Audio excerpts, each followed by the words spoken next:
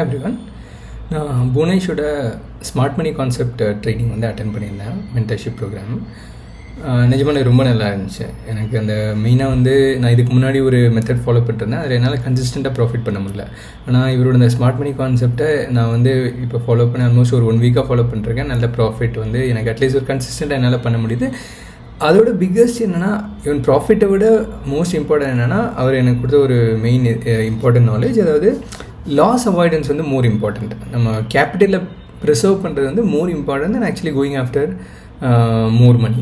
So அந்த விதத்தில் வந்து அவரோட அந்த காம் ட்ரேடிங் ஸ்டைல் நமக்கு ஒரு விதத்தில் வந்து அவர் வந்து கரெக்டாக ஹையஸ்ட் ப்ராபபிலிட்டி, இதுதான் ஹையஸ்ட் A1 பாசிட்டிவ் செட்டப். இந்த செட்டப் எடுத்திங்கன்னா உங்களுக்கு high probability of making money.